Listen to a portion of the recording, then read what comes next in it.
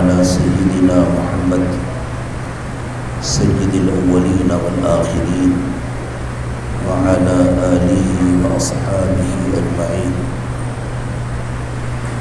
أما بعد فأعوذ بالله من الشيطان الرجيم. بسم الله الرحمن الرحيم.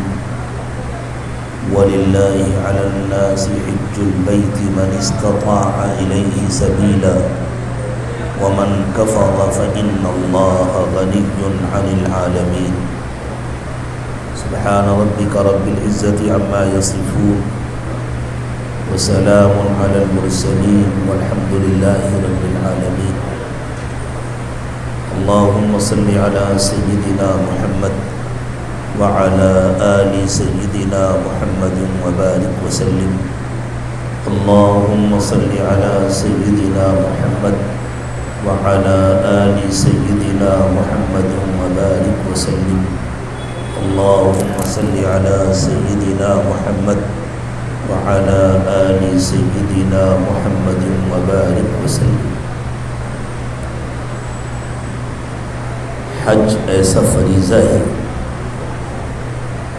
جو اللہ تعالیٰ کی طرف سے زندگی میں ایک مرتبہ لاگو ہوتا ہے اور ہر ایک پر لاگو نہیں ہوتا.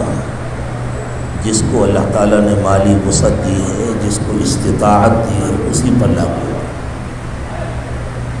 قرآن پاک کی آیت کریمہ جس میں اللہ تعالیٰ نے حج کی فرضیت کو بیان فرمایا ہے، جب نازل ہوئی اور اللہ کے رسول صلی اللہ علیہ وسلم نے حضرات صحابہ کرام کو جب یہ آیت پڑھ کر سنائی کہ جس کو اللہ تعالیٰ نے اس قابل بنایا ہے کہ وہ اللہ کے گھر تک پہنچ سکے، اس پر حج فرض ہے، تو ایک صحابی نے کھڑے ہو کر عرض کیا، حضور کیا ہر سال فرض ہے؟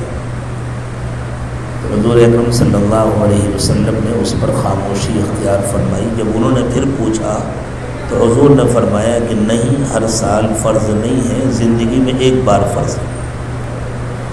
پھر رسول اکرم صلی اللہ علیہ وسلم نے گفتگو کے آداب سکھائے اور فرمایا تم کو یہ سوال نہیں کرنا چاہیے تھا. اگر میں کہہ دیتا کہ ہاں ہر سال فرض ہے تو ہر سال فرض ہو جاتا اور پھر تم لوگ کر نہ پاتے. اس لیے جو بات جیسی ہے اس کو سنو اور اس پر عمل کرو. لیکن فرض تو نہیں ہے ہر سال. اللہ کے نبی صلی اللہ علیہ وسلم نے یہ بھی ارشاد فرمایا کہ اللہ تعالیٰ اس مالدار کو پسند نہیں کرتے جس کو اللہ نے مال و دولت سے نوازا ہے اور وہ 5 سال میں ایک بار بھی اللہ کے گھر پر نہیں آتا. اللہ تعالیٰ کو شکایت ہوتی کہ اچھا سب کچھ میں نے دیا،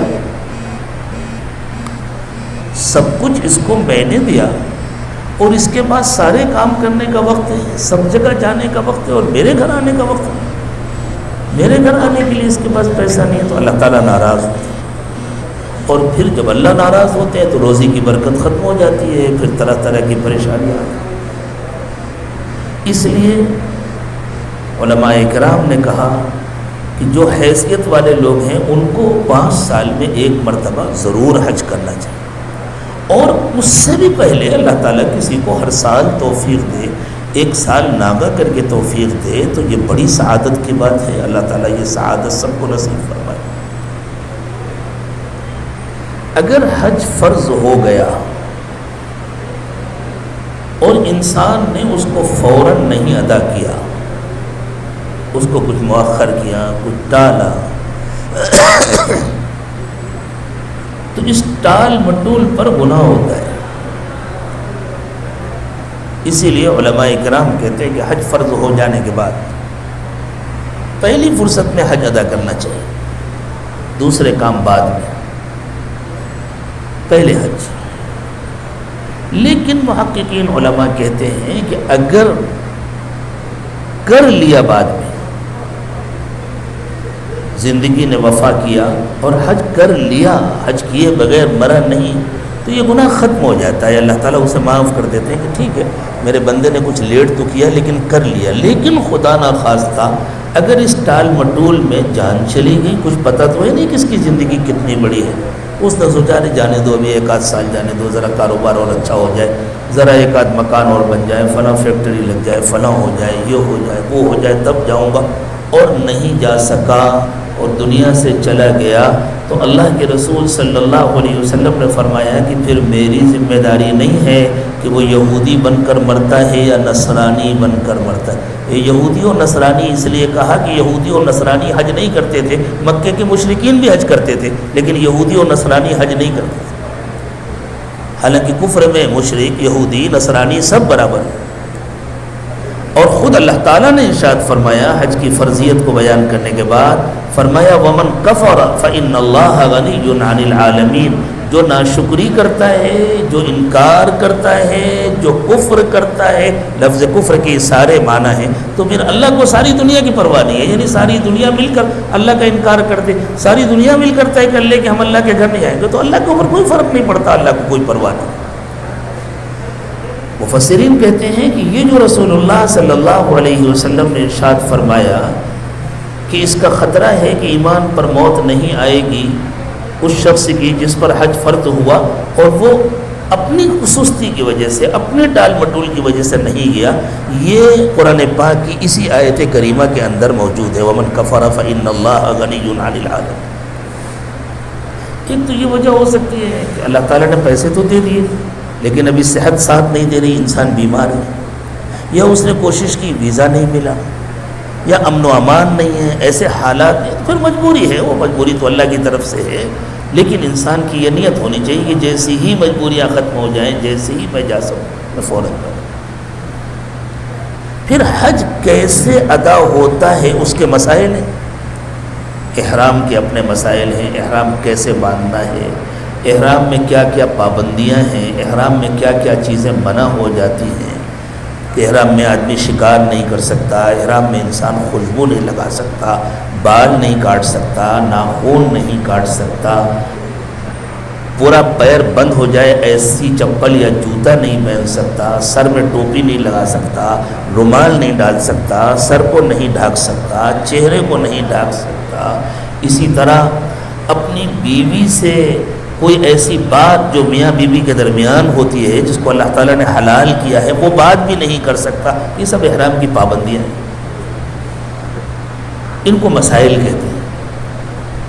طواف کہاں سے شروع کرنا ہے، کہاں مکمل کرنا ہے، کس طرح کرنا ہے، بائیں طرف سے چکر لگانا ہے، دائیں طرف سے نہیں لگانا ہے، حجر اسود سے شروع کرنا ہے، کسی اور مقام سے نہیں شروع کرنا ہے، طواف کے درمیان کعبے کو نہیں دیکھنا ہے، طواف کے درمیان سینہ کعبے کی طرف نہیں کرنا ہے، پیٹھ کعبے کی طرف نہیں کرنا ہے، دونوں پیر کعبے کی طرف نہیں کرنا ہے، یہ سارے مسائل۔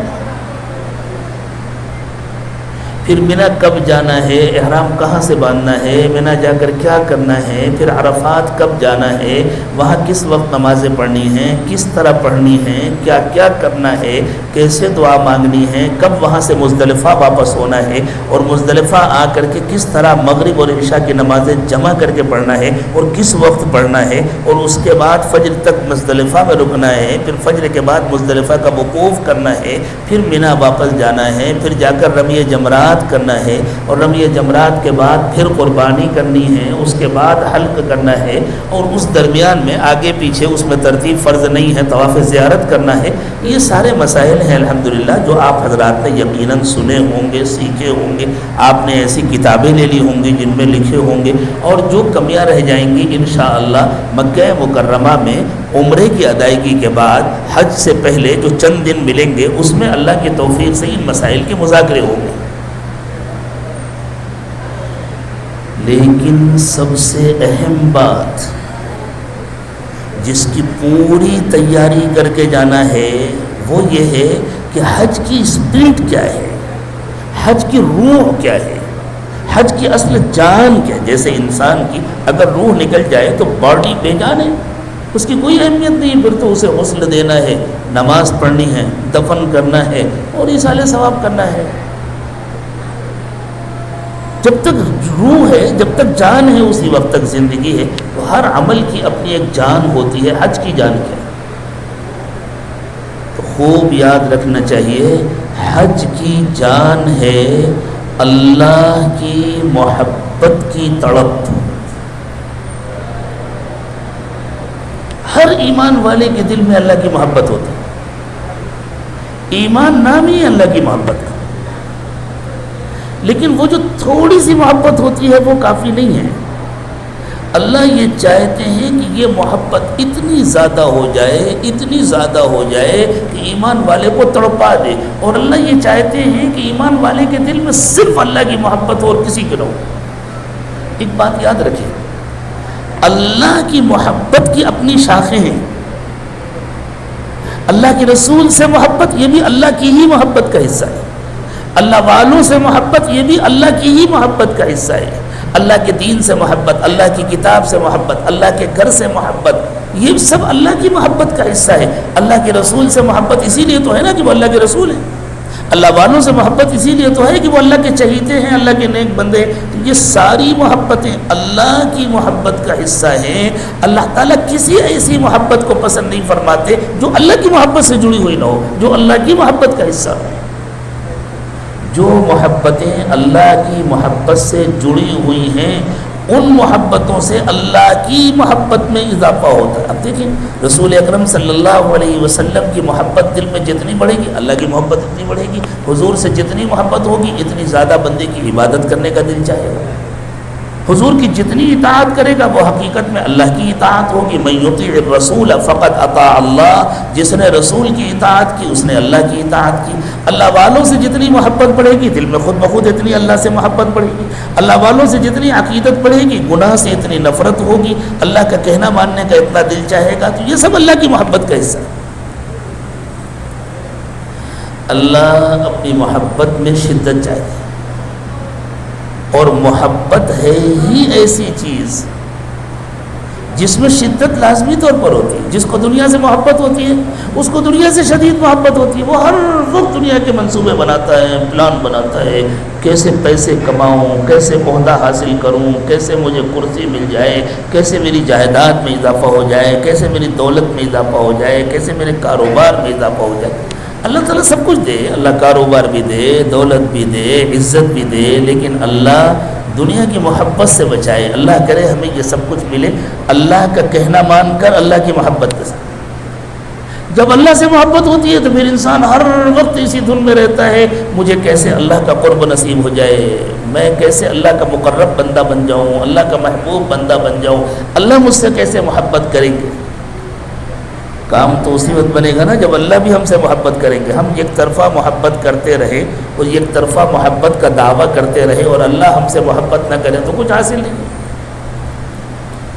ایک لطیفہ ایسے موقع پر میں سنایا کرتا ہوں، ابھی پھر یاد آ گیا. کہتے ہیں ایک نوجوان آیا ایک بزرگ کے پاس،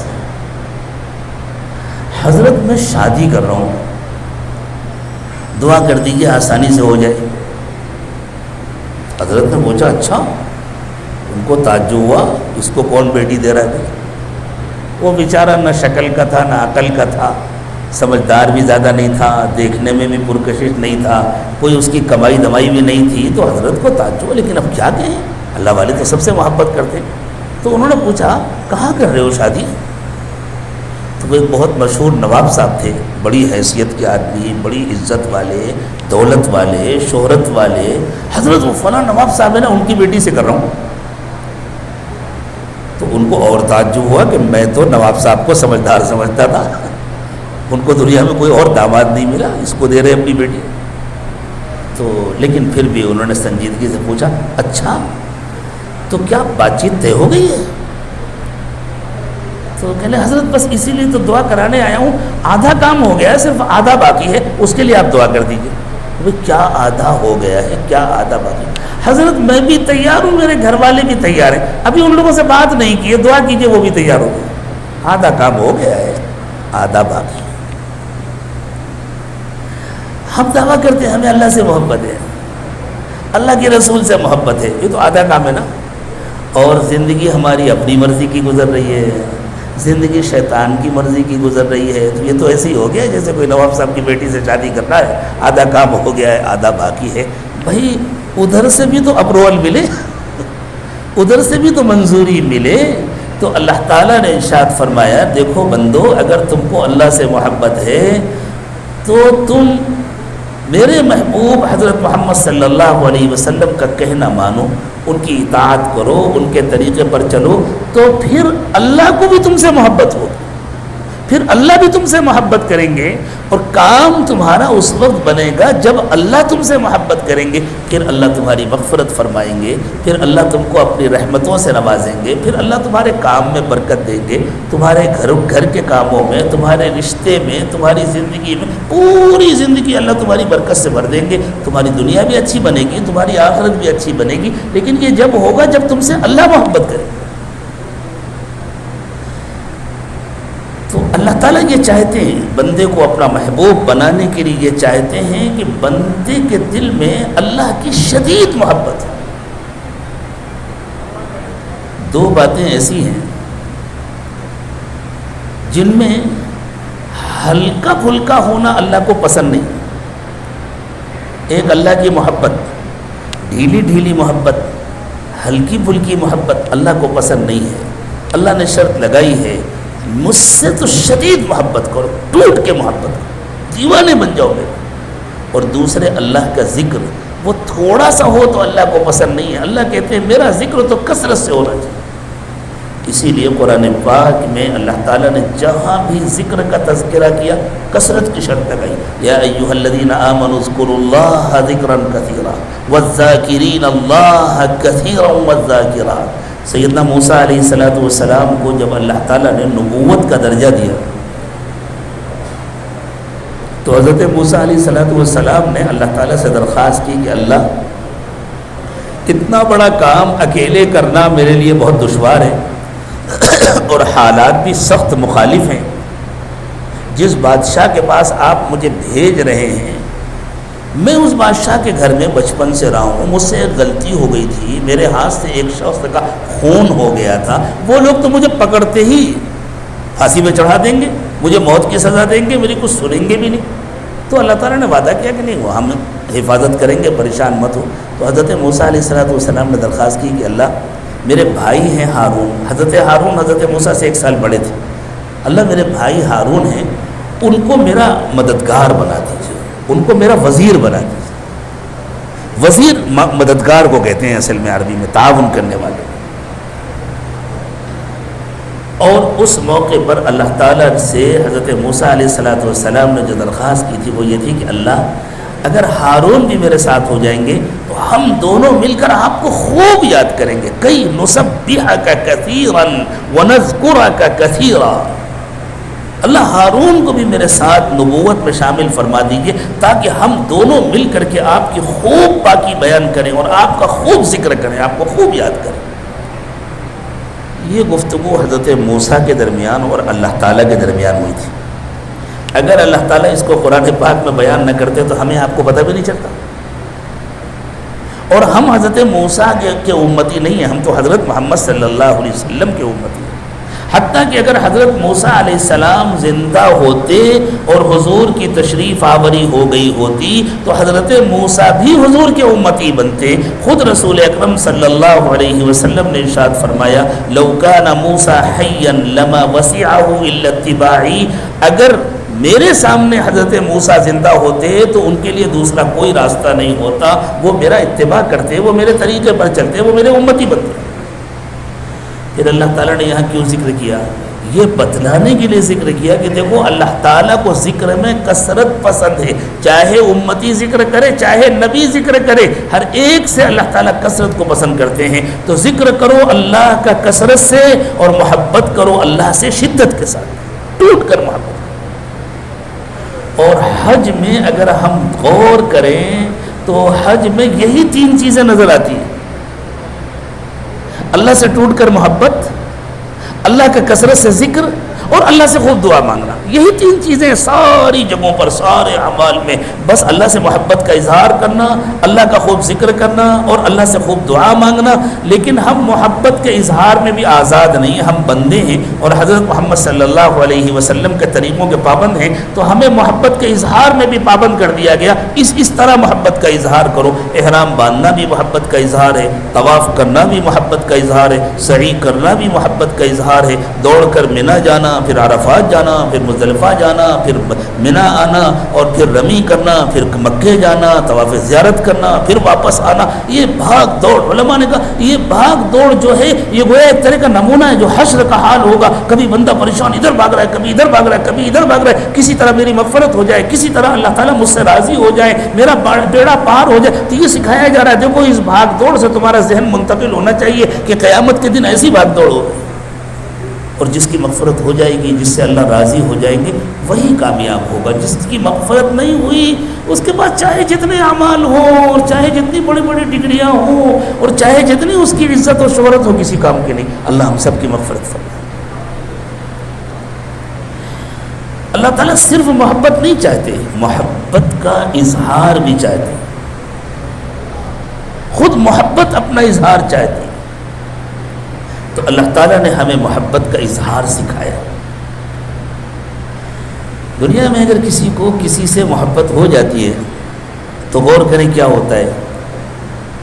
آدمی اس کی یاد میں کھانا پینا بھول جاتا ہے، اس کی یاد میں نیند اڑ جاتی ہے. کہتے ہیں راتوں میں ستارے گنتے رہتے ہیں. اردو میں محاورہ ہے پوری پوری رات گزر جاتی ہے اختر شماری میں. اختر شماری کے معنی تارے گننا، یعنی بس آسمان کو تکتے رہتے ہیں، تارے گنتے رہتے ہیں. نیند غائب ہو گئی ہے، کیوں؟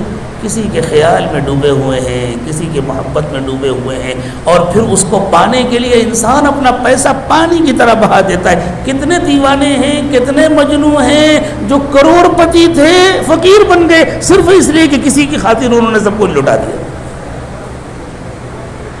اللہ تعالیٰ بھی اپنی محبت کا اسی طرح اظہار کراتے ہیں.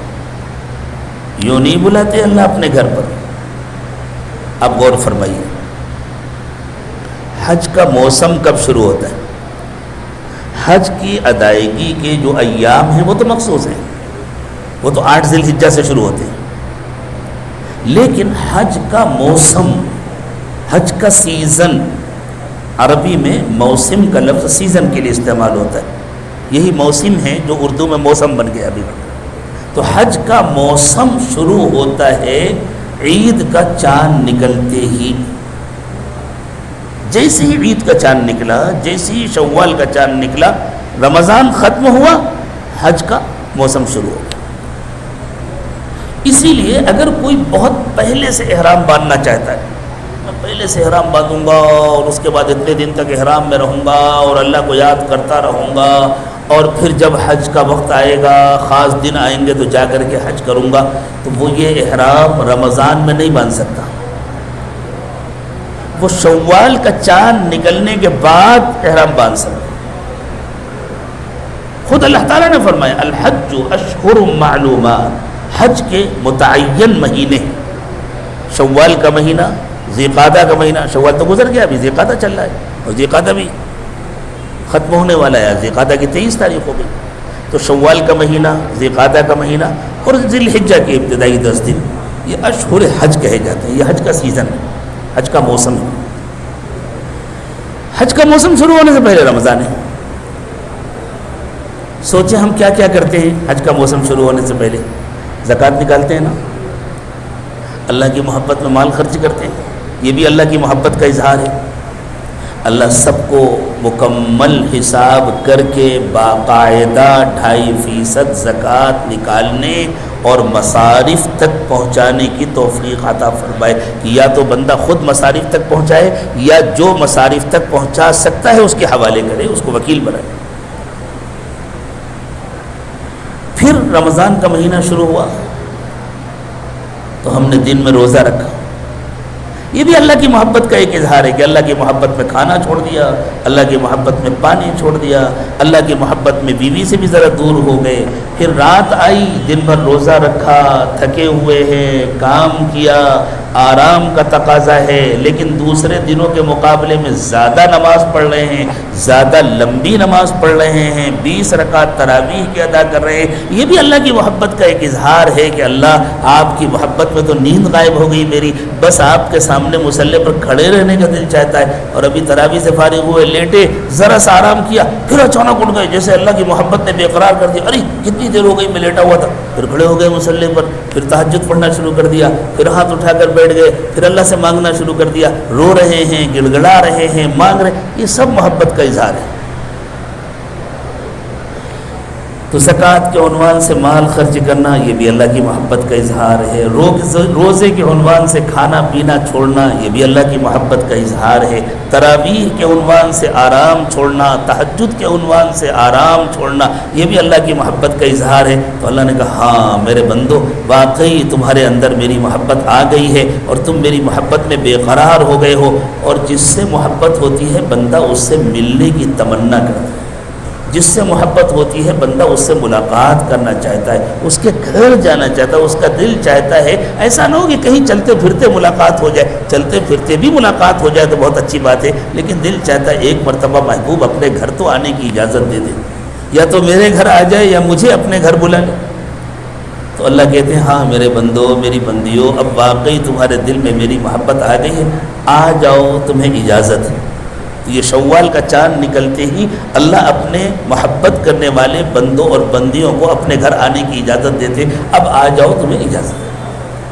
اور اللہ تعالیٰ چاہتے ہیں کہ جیسے ہی بندے کو اجازت ملے تو وہ اپنی محبت کی بے قراری کا اظہار کرے کہ اللہ میں تو بس انتظار میں بیٹھا ہوں۔ آپ سوچیں کسی سے محبت ہو کسی کو اور وہ اس سے بار بار کہ میں آپ کے پاس آنا چاہتا ہوں، میں آپ سے ملنا چاہتا ہوں، اور سامنے سے جواب ملے ہاں ٹھیک ہے ہم بتلائیں گے، ابھی ذرا رکو، جب وقت آئے گا تو بتلائیں گے۔ اب یہ بیچارہ انتظار میں ہے، پتہ نہیں سامنے سے کب بتلایا جائے گا، پتہ نہیں کب بلایا جائے گا، دن بھی اسی انتظار میں گزر رہے ہیں، راتیں بھی اسی انتظار میں گزر رہی ہیں، اور رات کا وقت ہے، کھانا وانا کھا کر کے کچھ زائد لباس اتار کر کے شب خوابی کے لباس میں، عام طور سے لوگ راتوں میں لنگی پہنتے ہیں، بنیان پہنتے ہیں، سر بھی کھلا ہوتا ہے، بدن کا بھی بڑا حصہ کھلا ہوتا ہے، اور ابھی لیٹنے جا رہے تھے اچانک سامنے سے فون آیا، اچھا ٹھیک ہے ابھی آ جاؤ۔ تو ہوش رہے گا کرتا پہننے کا، شرٹ پہننے کا، پینٹ پہننے کا، ابھی آ جاؤ، اور دیکھو وقت بہت کم ہے، 10 منٹ میں پہنچو ورنہ ملاقات نہیں ہوگی۔ تو پھر تو انسان سر پر پیر رکھ کر بھاگے گا، 10 منٹ میں اسے نہ چپل کا ہوش ہوگا نہ کپڑوں کا ہوش ہوگا کہ اتنے انتظار کے بعد بڑی مشکل سے میرے محبوب نے مجھے بلایا ہے اور وقت بہت تھوڑا سا ہے، اگر وقت گزر گیا تو پھر ملاقات نہیں ہو سکی۔ اللہ یہ کہتے ہیں ہم بھی جب تم کو اپنے گھر بلائے تو اسی طرح بھاگو، نہ تمہیں سر بند کرنے کا ہوش ہو، نہ تمہیں پیر بند کرنے کا ہوش ہو، نہ تمہیں کپڑے پہننے کا ہوش ہو۔ یہ اظہار ہے محبت کا، یہ جو احرام ہے یہ بھی محبت کا اظہار ہے۔ لیکن چونکہ انسانوں کی آپس کی جو محبتیں ہوتی ہیں ان میں کچھ بہت زیادہ پابندی نہیں ہوتی، انسان جتنا چاہے دیوانہ بن جائے، اللہ کے دربار میں حاضری کے لیے دیوانہ بننے کا بھی سلیقہ ہے، بے سلیقہ دیوانہ بننا بھی وہاں پسندیدہ نہیں ہے۔ وہاں اللہ تعالیٰ نے اپنے نبی صلی اللہ علیہ وسلم کے ذریعے ہمیں سکھایا دیوانے بن کر اللہ کی محبت کا اظہار کرو، لیکن دیوانہ بننا سیکھو اللہ کے سب سے محبوب حضرت محمد صلی اللہ علیہ وسلم سے۔ اس لیے احرام کی شرطیں، احرام کے قیود، احرام کا طریقہ بتلائے۔ لیکن خوب یاد رکھیں اگر دل میں محبت کی تڑپ نہیں ہے تو پھر احرام صرف دکھاوے کا لباس ہو جاتا ہے۔ اللہ ہم سب کو حقیقی احرام پہننے کی توفیق عطا فرمائے، اللہ ہم سب کو محبت کی تڑپ نصیب فرمائے۔ کتنے اللہ والوں نے تو زندگی میں 10 حج کیے اس امید میں، پہلے والے میں تو محبت کی ایسی تڑپ نہیں تھی، شاید اب ہو جائے، اس میں بھی نہیں تھی، شاید اب ہو جائے، اس میں بھی نہیں تھی، شاید اب ہو جائے، اور زندگی میں کسی بھی حج میں مکمل نہیں ہو سکی، لیکن یہ ادا اللہ کو پسند آ جائے کہ میرا بندہ مجھے راضی کرنے کی کوشش میں تو لگا ہوا ہے، میری محبت کی تڑپ کا اظہار کرنے کی کوشش میں تو لگا ہوا ہے، ٹھیک ہے میرے بندے سے جتنا ہو سکا میں نے کیا، باقی میں معاف کر دیتا ہوں، میں عفو ہوں، غفور ہوں، کریم ہوں، میں بہت معاف کرنے والا ہوں، میں رحیم ہوں۔ تو اللہ تعالیٰ چاہتے ہیں کہ اس طرح محبت کا اظہار۔ پھر جب پہنچے مکہ مکرمہ تو جب بندہ اپنے محبوب کے گھر جاتا ہے، اگر ابھی اندر آنے کی اجازت نہیں ملی، اگر ابھی ملاقات کی اجازت نہیں ملی تو کیا کرتا ہے؟ انہیں گلیوں کے چکر کاٹتا ہے، کبھی ادھر کبھی ادھر کبھی ادھر، پتہ نہیں کب بلا لیا جائے، پتہ نہیں کب دروازہ کھل جائے، پتہ نہیں کب کون سی کھڑکی کھل جائے اور وہاں سے اس کی ایک جھلک نظر آ جائے جس کو میں دیکھنا چاہتا ہوں۔ اللہ کہتے ہیں اچھا ہاں میرے گھر آ گئے نا، اب یہاں بھی ذرا چکر کاٹو، کبھی ادھر جاؤ کبھی ادھر جاؤ کبھی ادھر جاؤ، ہم تمہارا خوب خوب جائزہ لے لیں گے، تب تم کو اپنی ملاقات کے لیے بلائیں گے۔ طواف بھی اسی محبت کا اظہار، اور طواف ایسا عمل ہے جو پوری کائنات کر رہی ہے، پوری کائنات طواف کر رہی ہے، ذرہ بھی طواف کر رہا ہے، زمین بھی طواف کر رہی ہے، سورج بھی طواف کر رہا ہے۔ زمین جس طرح سورج کے گرد طواف کر رہی ہے، سورج کے گرد چکر لگا رہی ہے، سورج بھی کہکشاں کے مرکز کے گرد چکر لگا رہا ہے۔ خود اللہ تعالیٰ نے سورہ یاسین میں ارشاد فرمایا وَالشَّمْسُ تَجْرِي لِمُسْتَقَرٍّ لَهَا ذَلِكَ تَقْدِيرُ الْعَزِيزِ الْعَلِيمِ۔ سورج بھی اپنے ٹھکانے کی طرف دوڑا چلا جا رہا ہے، وہ بڑی تیزی کے ساتھ چکر لگا رہا ہے۔ ہماری زمین سورج کے گرد چکر لگا رہی ہے، اور زمین سورج کو اور اپنے گرد چکر لگانے والے تمام سیاروں کو لے کر کے ایک ساتھ چکر لگا رہی ہے۔ کائنات میں سب سے زیادہ اہم مخلوق انسان ہے۔ انسان کو اللہ نے اپنا نائب بنایا ہے، اپنا خلیفہ بنایا ہے۔ اللہ تعالیٰ چاہتے ہیں کہ انسان کائنات سے ہم آہنگ ہو، جیسے ایک مشین ہوتی ہے، مشین میں بہت سارے کل پرزے ہوتے ہیں، بہت سارے ول ہوتے ہیں چھوٹے بڑے، اگر ان میں سے کوئی ایک بھی الٹا گھومے تو پوری مشین خراب ہو جاتی ہے۔ آپ کی گاڑی کا انجن ہے، اس کے اندر جتنے پرزے ہیں سب صحیح کام کریں تو انجن کام کرتا ہے، کوئی ایک بھی جام ہو جائے یا کوئی ایک بھی الٹا گھومے تو سارا انجن خراب ہو جاتا ہے، ساری مشین خراب ہو جاتی ہے، ٹوٹ پھوٹ ہو جاتی ہے اس میں۔ تو کائنات کے جتنے کل پرزے ہیں وہ سب سیدھے گھوم رہے ہیں۔ کیا مطلب ہے سیدھے گھوم رہے ہیں؟ سب اللہ کا کہنا مان رہے ہیں، سب اللہ کے حکم کے پابند ہیں۔ سورج بھی اللہ کا کہنا مان رہا ہے، چاند بھی اللہ کا کہنا مان رہا ہے، زمین بھی اللہ کا کہنا مان رہی ہے، آسمان بھی اللہ کا کہنا مان رہا ہے، ذرے سے لے کر کے پہاڑ تک، ذرے سے لے کر کے آفتاب تک، ذرے سے لے کر کے کہکشاں تک، ہر مخلوق اللہ کا کہنا مان رہی ہے، اس لیے کہ ہر مخلوق مسخر ہے، کسی مخلوق کو اللہ نے کوئی اختیار نہیں دیا۔ ایک انسان کو اختیار دیا ہے، اس کے لیے دو آپشن ہے، اللہ کا کہنا ماننا یا اللہ کی نافرمانی کرنا۔ اگر انسان بھی اللہ کا کہنا مانتا ہے تو پوری کائنات اپنے درست کام میں لگی ہوتی ہے اور کائنات کا نظام بالکل درست چلتا ہے۔ اگر انسان اللہ کا نافرمان ہو جاتا ہے تو اس کا اثر پوری کائنات پر پڑتا ہے۔ جیسے پورے انجن کے کسی ایک پرزے کو آپ الٹا گھمائیں تو اس کا ایفیکٹ پورے انجن پر پڑتا ہے، کسی بڑی مشین کے کسی ایک چکے کو آپ الٹا گھمائیں یا جام کر دیں تو اس کا اثر پوری مشین پر پڑتا ہے۔ اسی طرح ایک انسان کے اعمال بگڑتے ہیں تو اس کا اثر پوری کائنات پر پڑتا ہے۔ ظہر الفساد فی البر والبحر بما کسبت ایدی الناس، انسانوں کی بدعمالیوں کے نتیجے میں خشکی کا نظام بھی بگڑتا ہے، سمندروں کا نظام بھی بگڑتا ہے۔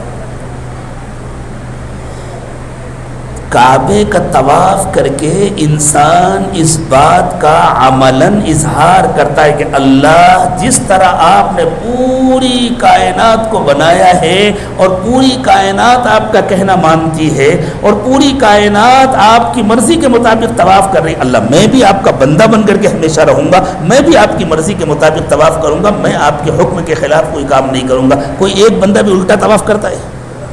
اتنے بڑے مطاف میں جہاں ہزاروں کا بلکہ آج کل تو اللہ کے فضل سے لاکھوں کا مجمع ہوتا ہے۔ ابھی جب ہم لوگ جائیں گے انشاءاللہ حج کا موسم ہوگا تو لاکھوں افراد ہوں گے، اللہ کے چاہنے والے، مرد بھی عورتیں بھی، سب طواف کر رہے ہیں، لیکن سب ایک ہی رخ پر طواف کر رہے ہیں، کوئی الٹے رخ پر طواف نہیں کرتا۔ اور ایکسیڈنٹ کب ہوتا ہے؟ جب آمنے سامنے سے گاڑیاں آتی، سیدھے سیدھے چلے، سب اپنے رخ پر چلے تو ایکسیڈنٹ نہیں ہوتا۔ تو اللہ تعالیٰ دکھا رہے ہیں دیکھو ساری دنیا اگر میرا کہنا ماننے لگے تو دنیا سے فساد ختم ہو جائے، دنیا سے بگاڑ ختم ہو جائے، دنیا سے جرم ختم ہو جائے، تو تم ساری دنیا سے منوا نہیں سکتے، خود تو مان سکتے ہو۔ تو ہر بندے سے اللہ تعالیٰ کہتے ہیں تم طواف کر کے اظہار کرو، اللہ میں تو آپ کا کہنا مانوں گا، کوئی مانے یا نہ مانے میں تو آپ کا کہنا مانوں گا۔ لیکن اس طواف میں ہاں ایک بات اور سمجھ لیں، طواف کے 7 چکر ہیں، یہ 7 کا عدد بڑا عجیب ہے۔ اللہ نے فرمایا آسمان 7 ہے، زمینیں 7 ہیں، ہفتے کے دن 7 ہیں، اور سورہ فاتحہ جو ام الکتاب ہے اس کی آیات 7 ہیں۔ اللہ کے رسول صلی اللہ علیہ وسلم نے فرمایا مجھے السبع المثانی اور القرآن العظیم دیا گیا۔ السبع المثانی 7 آیتیں جو لوٹ لوٹ کر پڑھی جاتی ہیں، اور قرآن عظیم یعنی سورہ فاتحہ اور باقی پورا قرآن۔ بہت اہمیت ہے 7 کی عدد، تو اللہ تعالیٰ نے طواف کے چکر بھی 7 بنائے۔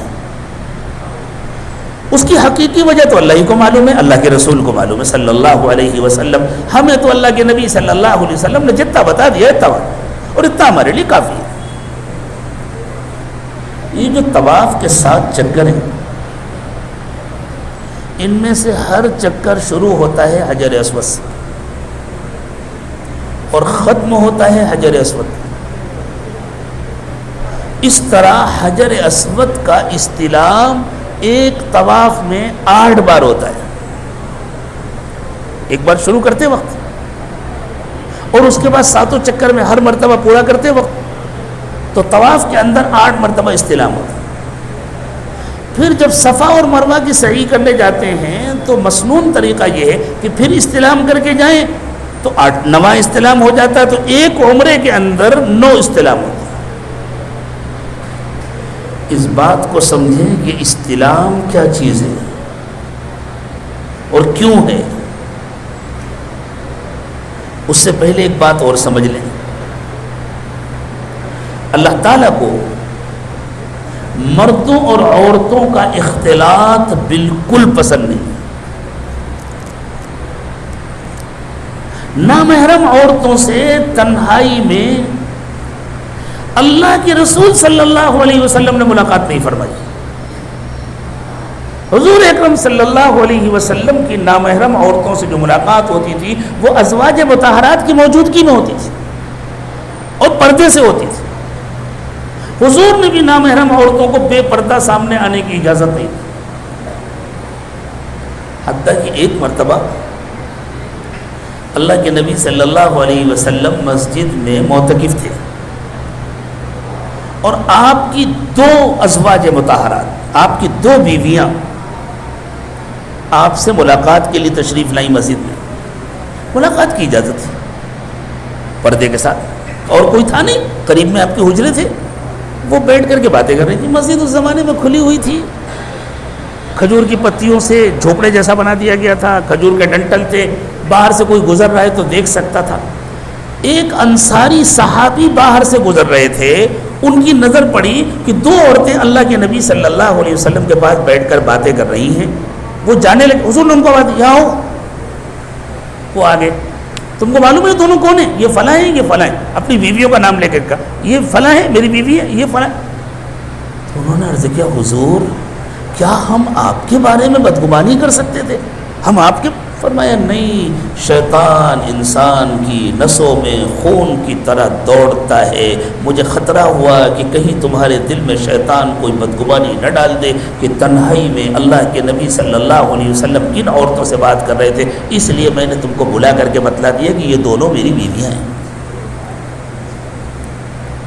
نماز جو اہم ترین عبادت ہے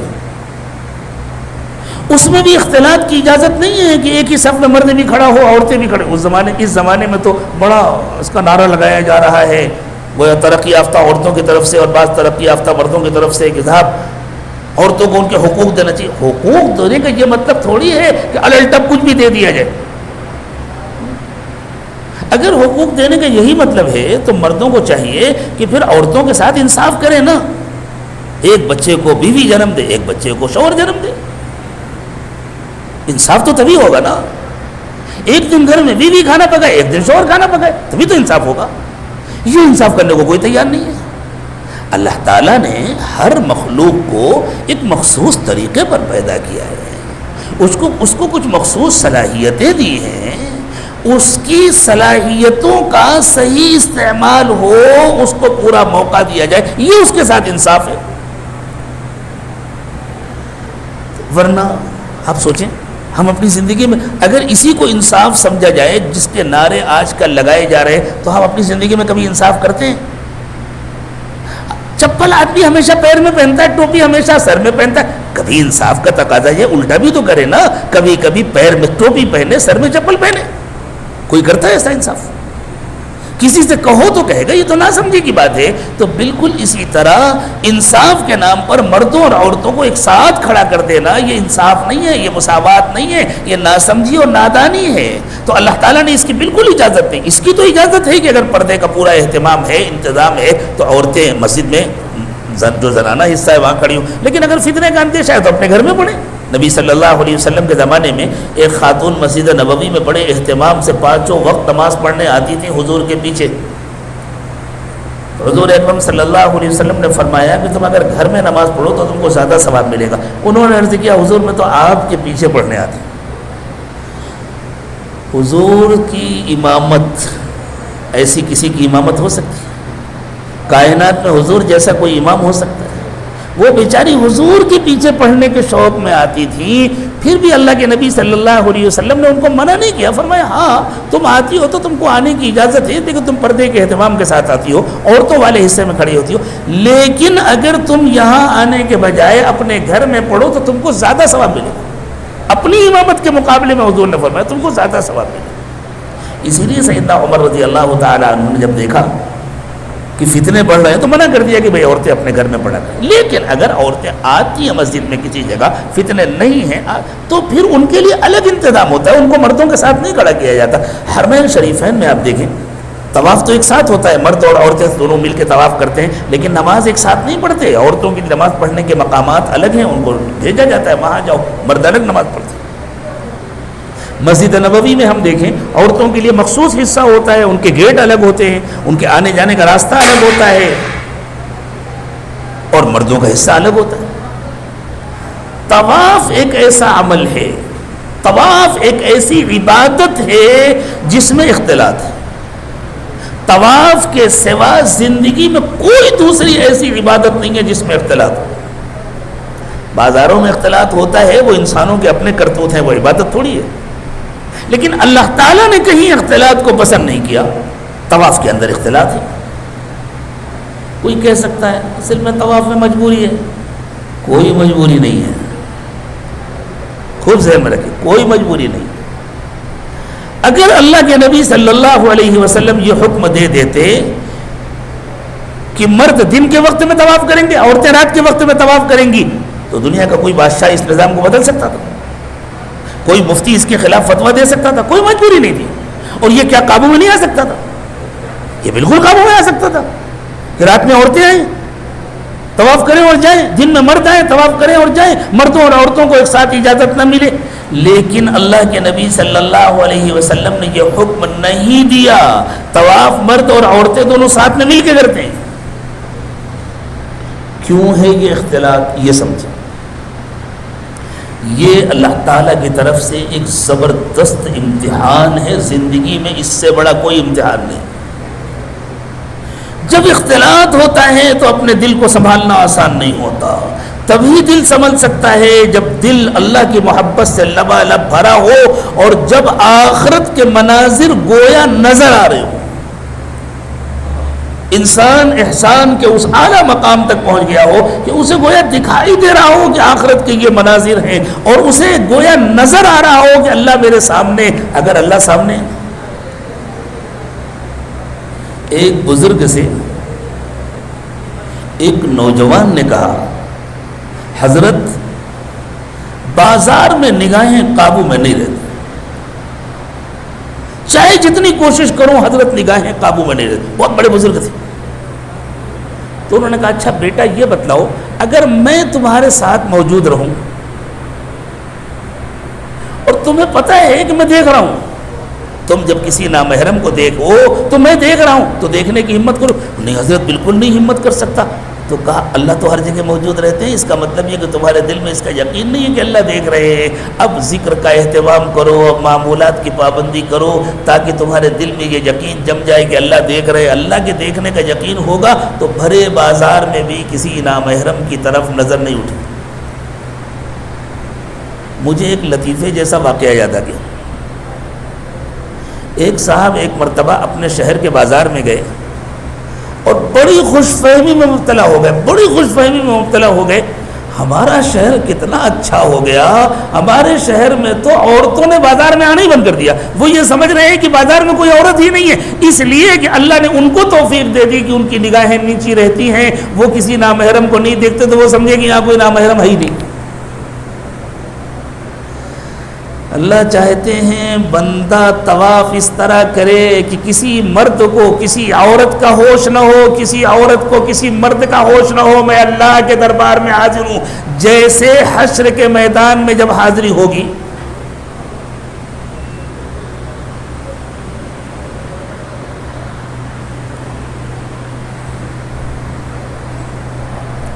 اللہ کے رسول صلی اللہ علیہ وسلم نے ام المومنین سیدہ عائشہ صدیقہ رضی اللہ تعالی عنہا کو بتلایا کہ قیامت کے دن سارے لوگ بغیر لباس کے اٹھیں گے، جیسے پیدا ہوتا ہے بچہ ایسے قبروں سے اٹھیں گے بغیر لباس کے۔ تو حضرت عائشہ نے کہا حضور، مرد عورتیں سب ایک ساتھ ہوں گے اور سب بغیر لباس کے ہوں گے، کتنی شرم کی بات ہوگی۔ حضور نے فرمایا عائشہ ایسی گھبراہٹ ہوگی اور دلوں پر اللہ کی عظمت کا ایسا روب طاری ہوگا، اور ہر شخص کو اتنی فکر ہوگی کہ دیکھو میرا کیا ہوتا ہے، کسی کو خیال ہی نہیں آئے گا کہ دوسرا کون ہے اور کس حال میں ہے، کسی کی طرف نظر ہی نہیں اٹھے گی۔ اس کی مشق کرانا چاہتے ہیں اللہ تعالیٰ طواف، اور وہاں جا کر مشق نہیں کرانا چاہتے، وہاں جا کر تو امتحان لینا چاہتے ہیں۔ اللہ یہ چاہتے ہیں کہ بندہ پوری زندگی اپنے اوپر اتنی محنت کرے، اللہ کی محبت بڑھانے کی اتنی محنت کرے، صفت احسان کو حاصل کرنے کی اتنی محبت کرے کہ بس گویا اسے اللہ نظر آ رہے ہیں، اللہ کے سوا کوئی نظر ہی نہیں آ رہا۔ ایک بڑا مسئلہ ہے اہم وحدت الوجود کا۔ ہمارے بہت سارے صوفیاء کرام ہیں، نہایت عظیم صوفیاء، جو وحدت الوجود کے قائل ہوئے، اور بیچارے دوسرے کچھ لوگ ہیں جو ان صوفیاء کے پیچھے ڈنڈا لے کر پھرتے رہتے۔ یہ کیا چیز ہے وحدت الوجود پتہ ہے؟ وحدت الوجود اس کے سوا اور کچھ نہیں ہے کہ ان حضرات نے اللہ کو اتنا یاد کیا، اتنا یاد کیا، اتنا یاد کیا، اپنے دل و دماغ میں اللہ کو اتنا سوچا، اتنا سوچا کہ ان کو گویا صرف اللہ نظر آنے لگے، کائنات میں کوئی چیز نظر ہی نہیں آتی، کسی طرف توجہ ہی نہیں جاتی۔ تو جب انہیں کچھ نظر ہی نہیں آتا تو وہ معذور ہے، وہ کہتے ہیں اور کچھ ہے ہی نہیں، صرف اللہ ہے۔ اسی لیے حضرت امام ربانی مجدد الفسانی رحمۃ اللہ علیہ نے فرمایا جس کو لوگوں نے وحدت الوجود کہا وہ حقیقت میں وحدت الشہود ہے، یعنی موجود تو سب کچھ ہے، انہیں نظر نہیں آتا۔ یہ ہے وحدت الشہود کہ بس ان کو ایک ہی چیز نظر آ رہی ہے۔ آسانی کے ساتھ مسئلہ حل کر دیا کہ یہ سارے علماء، یہ سارے صوفیاء کرام یہ سب معذور ہیں، انہیں بیچاروں کو کچھ نظر ہی نہیں آ رہا، تو جو نظر آ رہا ہے وہی کہیں گے۔ تو اللہ تعالیٰ یہ چاہتے ہیں کہ اتنی دل میں محبت ہو کہ اب طواف میں تمہارا امتحان لیا جائے گا کہ تمہارے ساتھ نامحرم مجمع ہوگا، تمہارے ساتھ دنیا بھر کی عورتیں ہوں گی، مرد بھی ہوں گے، عورتیں بھی ہوں گی، ہر رنگ کی ہوں گی، ہر عمر کی ہوں گی، ہر جنسیت کی ہوں گی۔ جنسیت عربی میں شہریت کو کہتے ہیں، یعنی ہر علاقوں کی، ہر مقام کی، الگ الگ ملکوں کی ہوں گی۔ تمہیں کسی کا خیال ہی نہ آنے پائے، تمہاری نظر کسی کی طرف نہ اٹھنے پائے، بس تمہارے دل میں صرف اللہ کی محبت ہو، تم اللہ کی یاد میں رو رہے ہو، اللہ سے مانگ رہے ہو، دعا کر رہے ہو، ذکر کر رہے ہو۔ یہی تو ہوتا ہے نا طواف میں، دعائیں مانگنا، ذکر کرنا، اور بس اللہ کی محبت میں مدہوش چلے جا رہے ہو۔ لیکن یہ صرف دکھاوا نہ ہو، یہ تمہارے دل کا حال ہو۔ اس لیے یہ جو حجر اسود ہے یہ دلوں کا اسکینر ہے۔ رسول اکرم صلی اللہ علیہ وسلم نے ارشاد فرمایا کہ قیامت کے دن اللہ تعالیٰ حجر اسود کو ایک زبان دیں گے، دو آنکھیں دیں گے۔ حجر اسود ایک ایک کو پہچان کر اس کے بارے میں گواہی دے گا کہ اللہ یہ جب میرے سامنے آیا تھا تو اس کے دل کی یہ حالت تھی۔ تو طواف شروع کرنے سے پہلے اللہ تعالیٰ نے حکم دیا حجر اسود کا استعلام کرو، یعنی اپنے دل کا اسکین کراؤ۔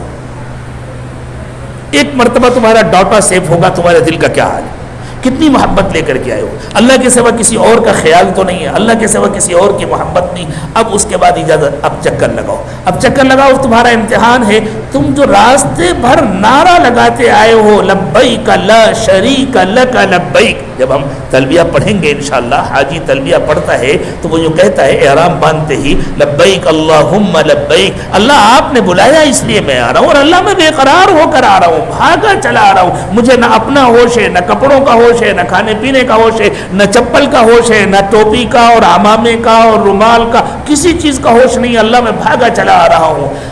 لبیک لا شریک لک لبیک, اللہ میں آپ کے بلانے پر آ رہا ہوں, میرے دل میں آپ کے سوا اور کوئی نہیں ہے, میرے دل میں صرف آپ ہیں, آپ کے سوا اور کوئی نہیں ہے, کوئی پارٹنر نہیں ہے آپ کا میرے دل کے اندر. اللہ تعالیٰ کی طرف سے امتحان ہوتا. اچھا ٹھیک ہے, تم راستے بھر کہتے ہوئے آئے ہو لبیک لا شریک لک لبیک, یہ تلبیہ کہاں تک پڑھا جاتا ہے؟ فرض کر لیجئے یہ کعبے کا کونا ہے, یہ حجر اسود ہے, تو حجر اسود پہنچنے تک تلبیہ پڑھنا ہے. جیسے ہی حجر اسود کا سامنا ہوتا ہے طواف کے, اسی وقت تلبیہ بند کر دینا ہے. کیوں؟ اب تک کہہ چکے, چپ ہو جاؤ, اب ہم دیکھیں گے تمہارے دل کا حال کیا ہے.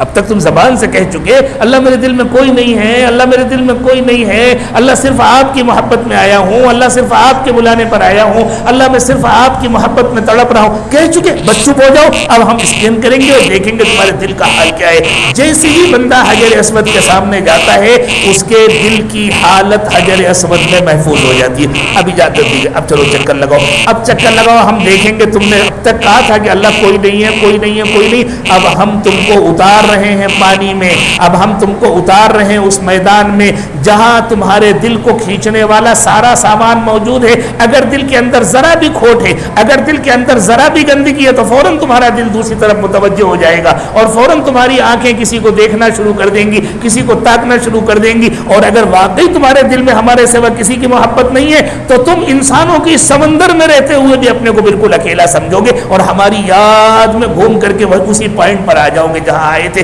اب جب لوٹ کر کے آئے, اب ہم دیکھیں گے اب تمہارے دل کا کیا حال ہے, پھر اسکیننگ. اس طرح ایک طواف میں 8 مرتبہ دل کی اسکیننگ ہوتی ہے. میرے دوستو, طواف اور حجر اسود کے استلام سے زیادہ زندگی میں کوئی مشکل کام نہیں. جس کو سب سے آسان سمجھا جاتا ہے یہی سب سے زیادہ مشکل ہے.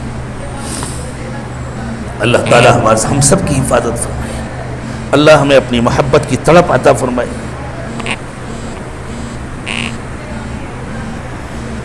صفا اور مروہ کے درمیان کی سعی, اللہ کے محبوب پیغمبر, اللہ کے خلیل حضرت ابراہیم علیہ السلام نے جب اللہ کے حکم سے حضرت حاجرہ اور حضرت اسماعیل ان دونوں کو لا کر اس مقام پر چھوڑا تھا جہاں پھر مکہ مکرمہ آباد ہوا, جہاں اللہ کے گھر کی تعمیر ہوئی, جہاں زمزم کا چشمہ جاری ہوا, اور اس وقت اللہ کے حکم کے مطابق حضرت حضرت ابراہیم علیہ السلام چھوڑ کر چلے گئے تھے, تو حضرت حاجرہ کے پاس تھوڑی سی کھجوریں یا جو بھی کھانے کا سامان وہ تھوڑا سا تھا, تھوڑا سا پانی تھا, کھانا ختم ہو گیا, پانی ختم ہو گیا. حضرت حاجرہ ماں تھیں, وہ خود تکلیف برداشت کر سکتی تھیں, لیکن ان کا دودھ پیتا بیٹا چھوٹا سا بچہ حضرت اسماعیل علیہ السلام وہ بھوک و پیاس سے جب رونے لگے, تڑپنے لگے, ایڑیاں رگڑنے لگے, تو ماں سے برداشت نہیں ہو سکتا. کرنے والے تو اللہ ہی ہیں, سب کچھ اللہ دیتے ہیں, لیکن دنیا کو اللہ نے دارالاسباب بنایا ہے. اس لیے حضرت حاجرہ اللہ سے دعا بھی مانگ رہی تھی, اور ساتھ میں یہ کوشش کر رہی تھی کہ اگر کوئی تجارتی قافلہ نکل رہا ہو, کسی کے ذریعے مجھے کچھ مدد مل جائے تو میں دیکھوں. تو دیکھنے کے لیے صفا کے اوپر چڑھ گئی. پوزیشن ایسی تھی کہ حضرت اسماعیل جس مقام پر تھے, صفا اور مروہ کے درمیان کا جو حصہ ہے تھوڑا سا, وہ اتنا گہرا تھا کہ جب حضرت حاجرہ وہاں پہنچتی تھی تو حضرت اسماعیل نظر نہیں آتے. اس کے مقابلے میں حضرت اسماعیل ذرا اونچی جگہ پر تھے, اور یہ گہرا جیسے 2 پہاڑیوں کے درمیان کی وادی ہوتی ہے تو کافی گہری ہوتی ہے, وہ گہرا حصہ تھا. تو حضرت حاجرہ جب صفا کے اوپر چڑھی اور انہوں نے ادھر ادھر دیکھا کوئی نظر نہیں آیا, تو سوچا ادھر دوسری پہاڑی ہے مروہ, اس کے اوپر بھی جا کر دیکھوں شاید کوئی نظر آ جائے. ادھر جب جانے لگی اور درمیان کے اس حصے میں پہنچی جہاں سے حضرت اسماعیل نظر نہیں آ رہے تھے, تو اس حصے کو انہوں نے دوڑ کر کے پار کیا تاکہ میں اپنے بیٹے پر بھی نظر رکھوں اور اس کے لیے کھانے پانی کو تلاش کروں, کوئی انسان تلاش کروں, شاید مل جائے. اس طرح حضرت حاجرہ نے صفا اور مروہ کے درمیان 7 چکر لگائے. ادھر اللہ تعالیٰ نے یہ فضل کیا کہ کہ حضرت حاجرہ کو اچانک محسوس ہوا کہ کچھ چمک سی محسوس ہو رہی ہے زمین پر. سورج نکلا ہوا تھا، جب زمین میں پانی ابلنا شروع ہوا اور پانی پر سورج کی کرن پڑی تو جیسے آئینے کے اوپر سورج کی کرن پڑتی ہے تو چمک ہوتی ہے، ایسی پانی کے اوپر بھی جب دھوپ پڑتی ہے تو اس میں ایک چمک پیدا ہوتی ہے. حضرت حاجرہ نے اس چمک کو محسوس کیا تو ان کو تعجب ہوا، دوڑ کر آئی تو دیکھا زمین سے پانی نکل. اللہ اللہ تعالیٰ نے بھی دکھایا ہم تم کو اپنی نعمتیں کسی انسان کے ذریعے نہیں دیں گے، ہم بغیر کسی ظاہری اسباب کے دیں گے. جلدی سے حضرت حاجرہ نے چاروں طرف سے ریت جمع کر کے اس کو روکا کہ کہیں پانی بہہ نہ جائے. یہ پانی کیا جاری ہوا؟ گویا زندگی کا سرچشمہ جاری ہو گیا. زمزم کا جو پانی ہے اس کو اللہ تعالیٰ نے یہ صلاحیت دی ہے کہ یہ پانی کا بھی کام کرتا ہے، کھانے کا بھی کام کرتا ہے. اس میں مائیت بھی ہے، غذائیت بھی ہے. پانی والا کام کرنا یہ مائیت ہے اور کھانے والا کام کرنا یہ غذائیت ہے. تو اللہ تعالیٰ نے اس میں دونوں صفات رکھی ہیں، مائیت بھی ہے، غذائیت بھی ہے، بلکہ اس میں شفا بھی ہے. پیاس کے لیے پیا جائے تو پانی ہے، بھوک میں پیا جائے تو کھانا ہے، بیمار پیے تو دوا ہے. ایک مرتبہ مکہ مکرمہ میں ایک صاحب سے ہماری ملاقات ہوئی. اس وقت مجھے یاد نہیں ہے کہ وہ کس علاقے کے ہیں، لیکن غالباً ہندوستان کے کہیں کے، کیرلا وغیرہ کے کسی علاقے کے. ملاقات کرانے والے نے بتلایا کہ ان کو 20 سال ہو گئے کینسر ہے، اور وہ کینسر ڈاکٹروں نے کہا تھا لاسٹ اسٹیج میں ہے، یہ چند مہینوں سے زیادہ شاید زندہ نہیں رہیں گے. اور 20 سال ہو چکے تھے، اپنے پیروں پہ چل پھر رہے تھے. اور بتلانے والوں نے بتلایا کہ یہ ہمیشہ زمزم کا پانی پیتے ہیں، یعنی اپنے مقام پر بھی جب بھی پانی پیتے ہیں اس میں تھوڑا سا زمزم ملا کر کے پیتے ہیں. پتہ نہیں خالص پیتے ہوں یا ملا کے پیتے ہوں، لیکن زمزم کی یہ خصوصیت میں آپ کو بتلا دوں کہ اگر دوسرے پانی میں زمزم کا تھوڑا سا پانی ملا دیا جائے تو اس پورے پانی میں زمزم والی خصوصیت پیدا ہو جاتی ہے. اور پانی میں زمزم کو ملا کر پینا یہ خود سنت ہے. اللہ کے نبی صلی اللہ علیہ وسلم نے مدینہ طیبہ میں جو صحابہ کرام عمرہ کرنے گئے اور یا حج کرنے گئے اور زمزم لے کر کے آئے تو حضور اکرم صلی اللہ علیہ وسلم نے دوسرے پانی میں ملا کر کیا. ہمارے لیے کتنا آسان ہو گیا مسئلہ. اب اگر 5 لیٹر ہے آیا ہے تو 5 لیٹر تو پورے سال چل سکتا ہے. تھوڑا تھوڑا پانی میں ملاتے رہیں اور پیتے رہیں تو 5 لیٹر پورے سال چل سکتا ہے. اب یہ شکایت نہیں کہ صاحب ہم ہمیشہ کیسے زمزم پی سکتے ہیں. تو ان کے بارے میں بتلانے والوں نے بتلایا کہ یہ مستقل زمزم پیتے ہیں اور 20 سال سے ایسے ہی ہے، ڈاکٹروں کی بھی سمجھ میں نہیں آ رہا. اور ہم نے ان کو خوب آرام سے چلتے پھرتے اپنا سارا کام کرتے ہوئے. بنگلور کے ہی کسی دوست نے ایک مرتبہ یہ واقعہ سنایا. کہا کہ میں مدینہ طیبہ گیا اپنی اہلیہ کو لے کر کے، عمرے کے لیے گئے ہوئے تھے. کہا جب میں مدینہ گیا اپنی اہلیہ کو لے کر کے تو میری بیوی نے کہا مجھے مسجد میں چھوڑ دو، جس دن واپس جانا ہوگا آگے لے لینا.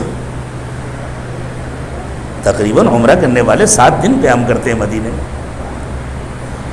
بس یہاں چھوڑ دو، جس دن واپس جانا ہو اس دن آ کر لے لینا. تو انہوں نے کہا ٹھیک ہے. میں نے جا کر کے چھوڑ دیا. ان کو استنجا کی ضرورت پڑتی تو وہی جو زنانہ حصہ ہے اس کے باہر جو استنجا خانے بنے وہاں جاتی استنجا کر لیتی. اس زمانے میں مسجد میں آرام کرنے پر اتنی پابندی نہیں تھی، آرام کا تقاضا ہوتا وہیں آرام کر لیتی. تو میں نے ان سے کہا کہ پھر کس طرح رہی وہ 7 دن؟ کہا میں نے اپنی بیوی سے پوچھا وہ 7 دن صرف زمزم پی کر رہی. کوئی آدمی 7 دن کھانا کھائے بغیر تو نہیں رہ سکتا.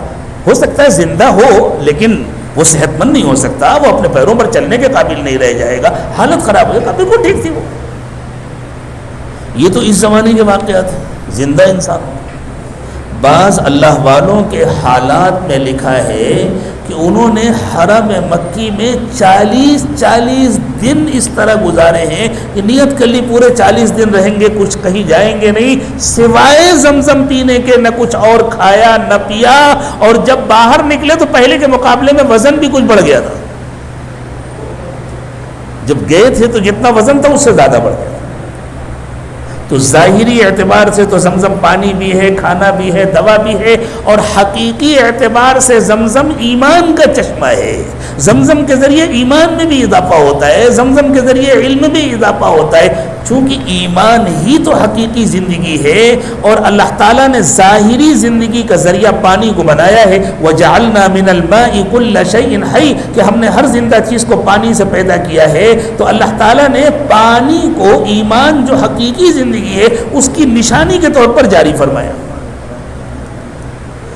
یہ جو کھانے پانی کی تلاش میں حضرت حاجرہ نے صفا اور مروہ کے درمیان 7 چکر لگائے تھے، یہ ہے سعی کی بنیاد۔ اب اللہ تعالیٰ چاہتے ہیں کہ وہاں جانے والا ہر مرد اور ہر عورت جب عمرہ کرے یا حج کرے تو وہ صفا اور مروہ کے بھی 7 چکر لگائے، اس خاندان کو یاد کرنے کے لیے، اس خاندان کے لیے دعا کرنے کے لیے، اور اس خاندان کے طریقوں کو زندہ رکھنے کے لیے جس خاندان کی برکت سے ہم کو اللہ کے گھر کا حج ملا ہے، اللہ کے گھر کا طواف ملا ہے، اور جس خاندان کی برکت سے ہم کو اللہ ملے۔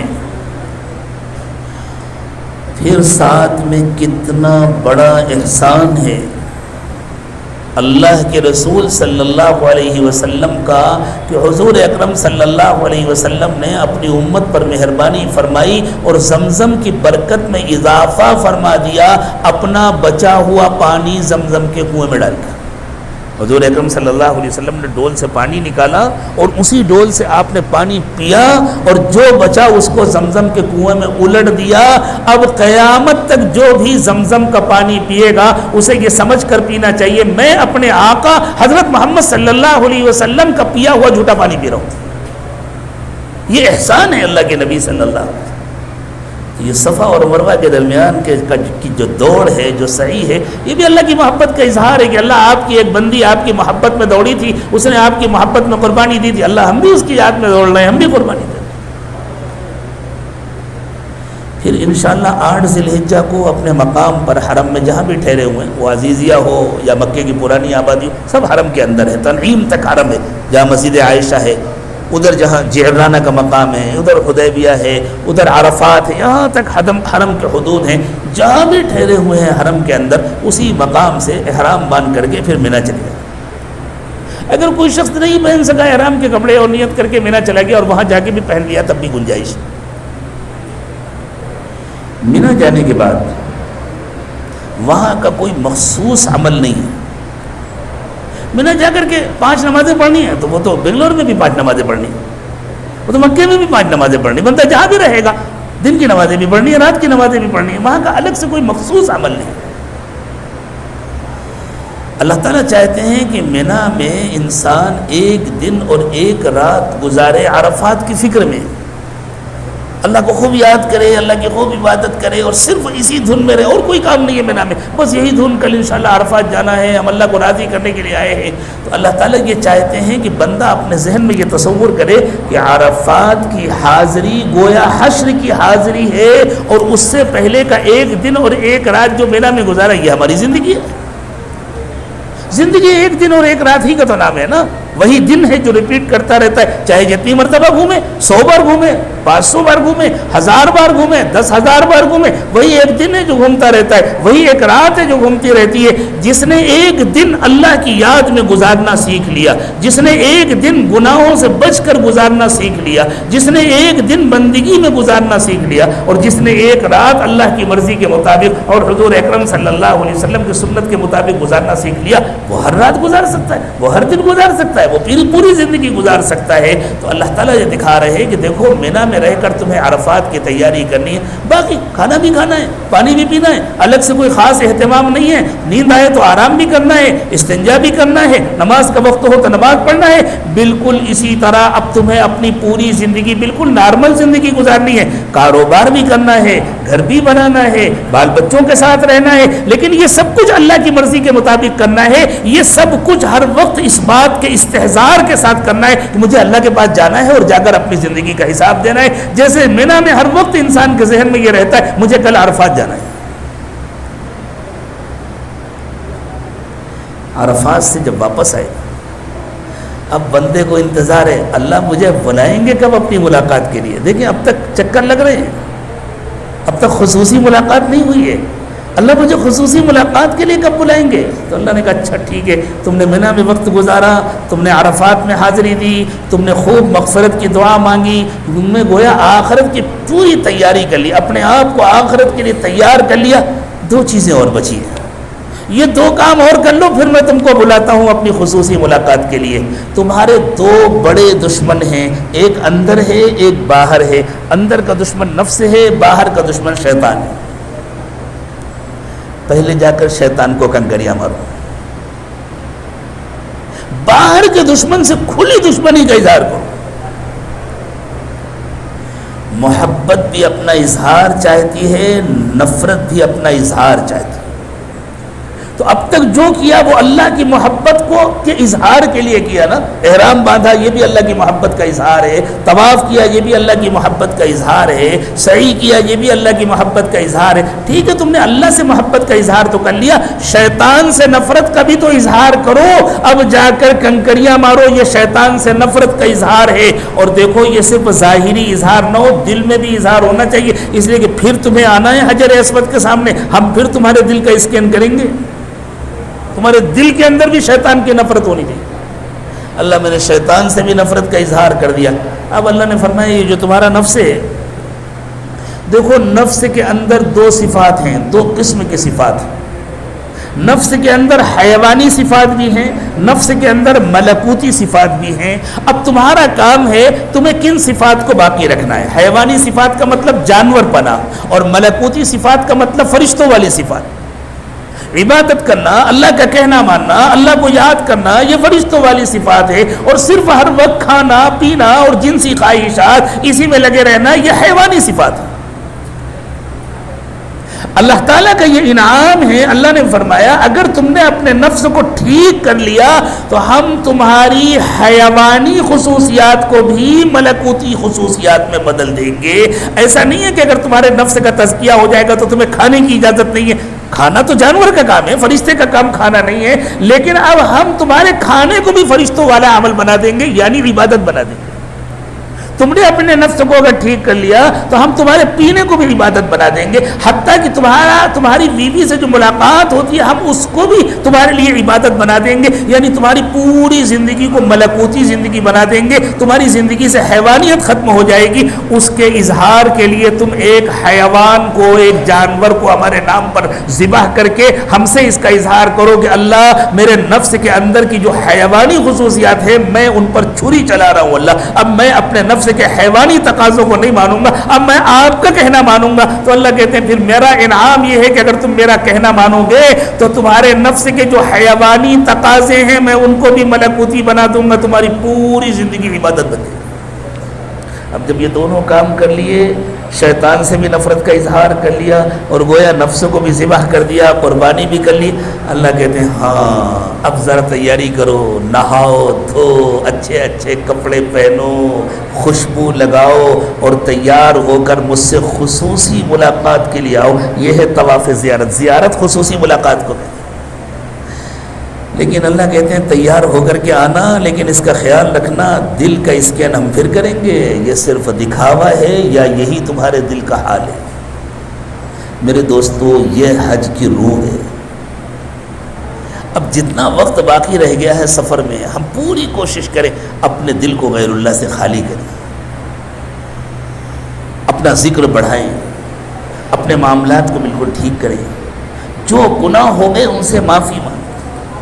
بعض گناہ اتنے باریک ہوتے ہیں، اتنے چھپے ہوتے ہیں کہ ان سے بچنا انسان کے لیے بہت مشکل ہو جاتا ہے۔ ایک مرتبہ رسول اکرم صلی اللہ علیہ وسلم نے ریا کے بارے میں بتایا، ریا ایسا باریک گناہ ہے، ایسا خفیہ گناہ ہے، فرمایا جیسے چیونٹی چل کر آتی ہے کہ اس کے پیروں کی آواز نہیں سنائی دیتی، اسی طرح ریا آ جاتی ہے دل میں۔ تو صحابہ کرام نے تڑپ کے کہا حضور پھر ہم بچیں گے کیسے؟ چونکہ صحابہ کو ہر وقت آخرت کی فکر رہتی تھی، انہیں یقین تھا اللہ کے پاس جانا ہے، اللہ کے پاس حساب دینا ہے۔ تو صحابہ کرام نے کہا حضور ہم بچیں گے کیسے؟ تو حضور اکرم صلی اللہ علیہ وسلم نے فرمایا دیکھو بچنے کی جتنی ظاہری کوشش ہے وہ سب کرتے رہو،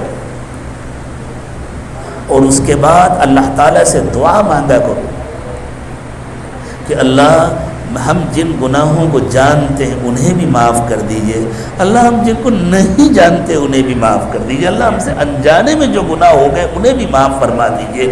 استغفر اللہ ربی من کل ذنب اذنبته عمدا او خطأ سرا او علانیۃ واتوب الیہ من الذنب الذي اعلم ومن الذنب الذي لا اعلم انك انت علام الغیوب وستار العیوب وغفار الذنوب ولا حول ولا قوت الا باللہ العلی العظیم۔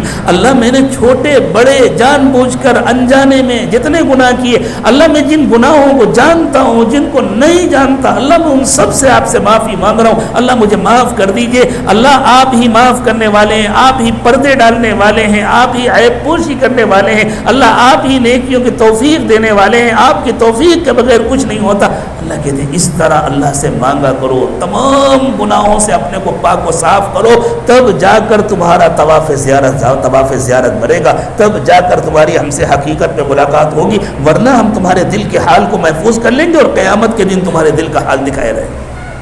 اس لیے میرے دوستو خوب استغفار کریں، خوب توبہ کریں، خوب اللہ کو یاد کریں، اللہ سے خوب مانگیں، تڑپ تڑپ کر مانگیں، اللہ اپنی محبت کی تڑپ عطا فرما دے، اللہ بے قرار کر دینے والی محبت عطا فرما دیجئے، اللہ ایسی محبت عطا فرما دیجئے کہ بس آپ کے نام کے سوا کوئی نام اچھا نہ لگے، آپ کے کام کے سوا کوئی کام اچھا نہ لگے، آپ کی یاد کے سوا کسی اور کی یاد اچھی نہ لگے، اور آپ نے ہمارے لیے جن کو نمونہ بنایا ہے، جن کو ہمارا آئیڈیل بنایا ہے، اللہ ان کے طریقے اور ان کے کاموں کے سوا کسی اور کا طریقہ ہمیں اچھا نہ لگے، اللہ اسی پر جینے اور اسی پر مرنے کی سعادت نصیب فرمائے۔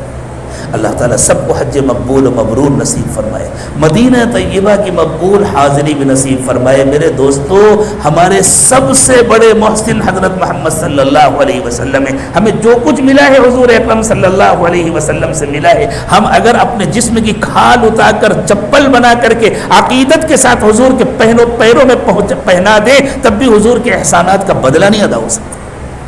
اس لیے بڑی سعادت کی بات ہے کہ رسول اکرم صلی اللہ علیہ وسلم کے دربار میں حاضری کا موقع ملے۔ میں حضرت امام غزالی رحمۃ اللہ علیہ کا ایک قول آپ کو سناتا ہوں۔ امام غزالی رحمۃ اللہ علیہ نے فرمایا کہ دیکھو جن بزرگوں سے ان کی زندگی میں برکت حاصل کی جاتی ہے، ان کے دنیا سے پردہ کر جانے کے بعد ان کی قبروں سے برکت حاصل کی جاتی ہے، جیسے رسول اکرم صلی اللہ علیہ وسلم کے قبر مبارک پر حاضری برکت کا ذریعہ ہے، اسی طرح تمام اولیاء اللہ کا حال ہے، جن کا جتنا بلند مقام ہے اتنی برکتیں ملتی ہیں، لیکن خیال یہ رہنا چاہیے کہ ملتا سب کچھ اللہ سے، ان کے ذریعے ملتا ہے یا ان کے ذریعے حاصل ہوتا ہے۔ تو حضور اکرم صلی اللہ علیہ وسلم کے قبر اطہر پر حاضری بہت بڑی سعادت ہے، اور مدینہ طیبہ حضور کی قبر اطہر پر حاضری کی نیت سے جانا چاہیے۔ اس زمانے میں جو بات لوگ یہ سکھاتے ہیں نا، نہیں مسجد نبوی میں نماز پڑھنے کی نیت سے جاؤ اور ساتھ میں حضور کی قبر پہ بھی حاضری دے دینا، یہ ناسمجھی کی بات ہے۔ حضور کی قبر پر حاضری کی نیت سے جاؤ، ساتھ میں مسجد نبوی میں نماز بھی پڑھنا، اور اس کی وجہ میں بتلاتا ہوں آپ کو سیدھی سیدھی۔ بندہ مکہ مکرمہ میں حرم پاک میں نماز پڑھتا ہے، کتنا ثواب ملتا ہے حرم میں نماز پڑھنے کا؟ سب کو معلوم ہے 1 لاکھ ملتا ہے، اس میں کوئی شبہ نہیں۔ اب مسجد نبوی میں گیا، جو صحیح ترین روایت ہے اس کے مطابق ایک نماز کا ثواب 1000 کے برابر ملتا ہے، بعض ضعیف روایات سے معلوم ہوتا ہے کہ 50,000 ملتا ہے۔ 1000 اگر ملتا ہے تو 100 کا ایک حصہ ہے، ٹھیک ہے، اگر مان لے 50,000 ملتا ہے تب بھی تو 50% ہوا نا۔ تو بندہ اپنے گھر سے سفر کر کے گیا ثواب لینے کے لیے نا، تو ثواب مکے میں زیادہ ملتا ہے مدینے میں زیادہ ملتا ہے، تو پھر زیادہ ثواب کو چھوڑ کر کم ثواب کے لیے جانا یہ سمجھداری ہے یا نہ سمجھیے؟ یہاں 100 روپیہ اجرت مل رہی ہے یا 50 روپیہ اجرت مل رہی ہے، تو کوئی بھی چاہے گا بھائی جو 100 مل رہی ہے اگر میں اس کو چھوڑوں تو 500 ملے، 200 ملے، کم از کم 110 ملے، میں 100 چھوڑ کر 50 میں کیوں جاؤں؟ تو 100 چھوڑ کر 50 کے لیے نہیں جانا ہے، وہاں ایک ایسی نعمت ہے جو اس 100 میں بھی نہیں ملتی ہے، وہ ہے حضور اکرم صلی اللہ علیہ وسلم کے دربار میں حاضری، نبی اکرم صلی اللہ علیہ وسلم کو سلام، اور حضور کے پاس حاضری بالکل ایسی ہے جیسے حضور کی حیات مبارکہ میں حاضری تھی۔ رسول اکرم صلی اللہ علیہ وسلم کے قلب اطہر پر جا کر حاضری دینا اور وہاں صلاۃ و سلام پڑھنا یہ ایسا ہی ہے جیسے کوئی شخص نبی اکرم صلی اللہ علیہ وسلم کی زندگی میں آپ کے پاس حاضر ہوتا تھا۔ اب جب حضور کی خدمت میں حاضر ہوئے تو کتنے ادب اور احترام سے حاضر ہونا چاہیے۔ ہمارے بعض بزرگوں کا تو حال یہ تھا، اللہ اکبر، دارالعلوم دیوبند کے بانی حضرت مولانا محمد قاسم نانوتوی رحمۃ اللہ علیہ جب حج کے لیے تشریف لے گئے، ذوالحلیفہ میں آپ نے چپلیں اتار دی۔ گرمی ہوتی ہے، کنکر ہوتے ہیں، اس زمانے میں تو باقاعدہ روڈ بھی بنے ہوئے نہیں تھے، کانٹے ہوتے ہیں۔ لوگوں نے کہا بھی کہ حضرت تکلیف، فرمایا نہیں، میری ہمت نہیں ہے، جس زمین پر میرے آقا چلے، پتہ نہیں کس مٹی پر میرے آقا کا پیر پڑا ہو، میرے آقا نے چپل رکھی ہو اور قاسم اس پر اپنی چپل رکھے، یہ اس کی ہمت نہیں ہے۔ جتنے دن مدینہ طیبہ میں رہے چپل نہیں پہنی۔ یہ ہمارے لیے فرض یا واجب نہیں ہے، اس لیے ہر ایک کے لیے ضروری نہیں ہے، لیکن یہ محبت تھی ان کے دلوں میں۔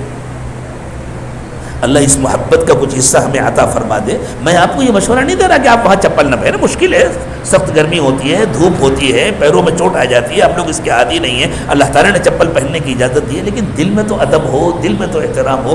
مدینہ طیبہ کا نہایت غیر معمولی اہتمام ہونا چاہیے۔ بزرگوں نے فرمایا مدینے کا بھی احترام ہو، مدینے والوں کا بھی احترام ہو، کہ میرے آقا کے شہر کے رہنے والے ہیں، وہاں کے ہر رہنے والے کا احترام ہو اور وہاں کی ہر چیز کا احترام ہو، اور بڑے ادب اور احترام کے ساتھ حاضری ہو روضہ اقدس پر، اور بہت ہی ادب اور احترام کے ساتھ وہاں سلام پیش کیا جائے۔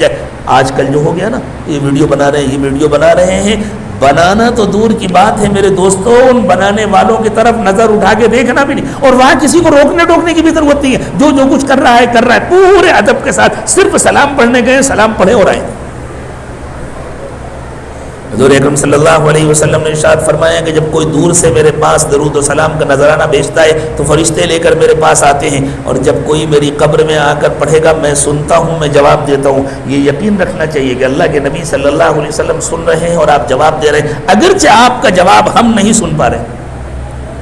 ابھی دیکھیں میرا یہ بیان آن لائن نشر ہو رہا ہے، نہ معلوم دنیا کے کتنے ملکوں میں اسی وقت بیٹھ کر کے لوگ سن رہے ہیں۔ اگر میں ان کو سلام کروں تو میری آواز ان کے پاس پہنچے گی نا، وہ جواب دیں تو میرے پاس نہیں پہنچے گی۔ تو کتنا آسان سا نمونہ ہمارے سامنے موجود ہے۔ بالکل اسی طرح ہر سلام کرنے والے کی آواز پہنچتی ہے، ہر سلام کرنے والا نظر آتا ہے اللہ کے نبی صلی اللہ علیہ وسلم کو، اگرچہ حضور اکرم صلی اللہ علیہ وسلم کی آواز ہر ایک کو نہیں سنائی دیتی۔ کچھ خوش نصیب امت میں ایسے بھی گزرے ہیں اور ابھی بھی ہوں گے جن کو حضور کے سلام کے جواب کی آواز بھی سنائی دیتی۔ کون کون ہے خوش نصیب اللہ جانے۔ بعض حضرات کے بارے میں ہم کو یقین کے ساتھ ان کے نام کے ساتھ معلوم ہے کہ انہوں نے رسول اکرم صلی اللہ علیہ وسلم کے سلام کا جواب اپنے کانوں سے سنا، اور بعض تو ایسے ہیں کہ ان کے ساتھ والوں نے بھی سنا کہ اندر سے جواب آیا۔ جتنے دن مدینہ طیبہ میں رہنا ہو بڑے ادب اور احترام کے ساتھ۔ بزرگوں نے فرمایا کہ بار بار جالی کے سامنے جانا اور بار بار سلام پڑھنا یہ بہت اچھا نہیں ہے۔ پورے قیام میں 1-2 مرتبہ آدمی جائے، پورے ادب اور احترام کے ساتھ جائے، باقی مسجد میں جس جگہ بھی موقع مل جائے وہاں بیٹھے، وہاں نمازیں پڑھے، دعاؤں کا اہتمام کرے، وہیں سے خوب درود پاک پڑھے، اور جب اٹھنے لگے تو وہیں سے سلام پیش کرے۔ ہمارے بزرگوں نے فرمایا پوری مسجد مواجہہ شریف کے حکم میں ہے، مسجد میں جہاں سے بھی سلام پیش کیا جائے اللہ کے نبی صلی اللہ علیہ وسلم سنتے ہیں۔ ارے بھائی اتنی بڑی مسجد ہے مسجد نبوی، امام صاحب امام خانے سے کھڑے ہو کر قرات کرتے ہیں تو پیچھے جو مصلی کھڑا ہے وہ سنتا ہے کہ نہیں سنتا؟ کیوں؟ آپ کہیں گے سسٹم ہے، تو یہ سسٹم بنایا ہے کس نے؟ انسانوں کو تو اللہ نے سکھایا ہے، اصل سسٹم تو اللہ نے بنایا ہے نا۔ جو اللہ آواز پہنچانے کا سسٹم انسانوں کو سکھا سکتے ہیں وہ اللہ خود آواز نہیں پہنچا سکتے۔ جس طرح امام کی آواز پوری مسجد میں ہر مقتدی سنتا ہے، اسی طرح ہمارے بزرگوں نے فرمایا پوری مسجد میں کسی بھی جگہ سے جو شخص درود و سلام پیش کرتا ہے وہ اللہ کے نبی صلی اللہ علیہ وسلم سنتے ہیں۔ پھر ہمارے بزرگوں نے فرمایا کہ جب نبی اکرم صلی اللہ علیہ وسلم سنتے ہیں تو ایک کام اور کرنا چاہیے، جب وہاں سلام پیش کرنے کے لیے جائے تو ساتھ میں وہاں کلمہ بھی پڑھنا چاہیے، کلمہ شہادت، اشہد ان لا الہ الا اللہ و اشہد ان محمد رسول اللہ، یا کچھ اور الفاظ الگ الگ صیغے آئے ہیں ان کے، کلمہ شہادت پڑھنا چاہیے، اور اللہ سے یہ دعا کرنا چاہیے کہ اللہ آپ کے نبی صلی اللہ علیہ وسلم کو میں نے اپنا کلمہ سنایا ہے، اللہ حضور کو میرے کلمے کا گواہ بنا دیجئے تاکہ کل قیامت کے دن حضور اکرم صلی اللہ علیہ وسلم گواہی دیں، اللہ آپ کے اس بندے نے، میرے اس امتی نے میرے سامنے کلمہ پڑھا تھا، میں اس کے کلمہ پڑھنے کا گواہ ہوں، میں اس کے مسلمان ہونے کا گواہ۔ مسجد نبوی کے اندر ایک مخصوص ٹکڑا ہے جس کو رسول اکرم صلی اللہ علیہ وسلم نے ارشاد فرمایا کہ یہ جنت کی کیاری ہے، جس کو عرف میں ہندوستان کی زبان میں ریاض الجنہ کہتے ہیں، حالانکہ اس کا نام ریاض الجنہ نہیں، اس کا نام روضۃ الجنہ ہے، لیکن کوئی حرج نہیں ہے، ہر زبان والوں کا اپنا استعمال ہے، اردو والے اس کو ریاض الجنہ کہتے ہیں۔ اصل میں حدیث میں اس کو کہا گیا روضۃ من ریاض الجنہ، کہ جنت کی کیاریوں میں سے ایک کیاری۔ ہمیں نام میں نہیں الجھنا، اس میں کوئی شک نہیں کہ وہ جنت کی کیاری۔ وہاں نماز پڑھنا، وہاں بیٹھ کر دعا مانگنا بڑی سعادت کی بات ہے، کہ گویا جنت میں نماز پڑھی، جنت میں بیٹھ کر کے دعا مانگی۔ اب وہاں حکومت نے اس کے لیے قانون بنا دیا ہے، اس کا رجسٹریشن ہوتا ہے، اس کے مطابق جانا ہوتا ہے، تو انشاءاللہ جو ٹور کے ذمہ دار ہیں وہ رجسٹریشن کرائیں گے، اس کا خیال رکھیں، جب موقع مل جائے جانے کا وہاں جائیں۔ اگر وہ نماز پڑھنے کا وقت ہے، مکروہ وقت نہیں، تو وہاں نماز پڑھیں، اور اگر وہ مکروہ وقت ہے تو وہاں نماز نہ پڑھیں، صرف بیٹھ کر کے دعا مانگیں۔ کوشش کریں ایسا وقت مل جائے نماز پڑھنے کا وقت ہو، وہاں پورے اطمینان اور سکون سے 2 رکعت یا 4 رکعت نماز پڑھیں۔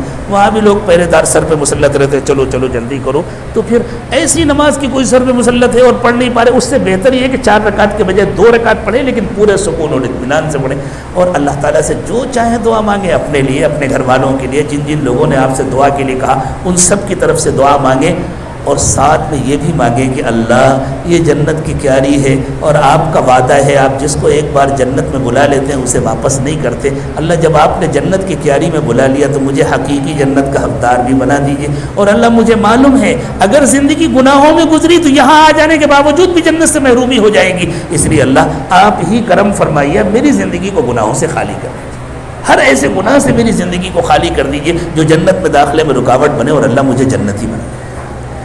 ایک بہت بڑا مسئلہ ہوتا ہے جب آپ انشاءاللہ سفر فرمائیں گے تو بہت سارے لوگ آپ سے کہیں گے حضور کو ہمارا سلام کہہ دینا، کہیں گے نا، کہتے ہیں، کہنا چاہیے، سلام بھیجنا چاہیے۔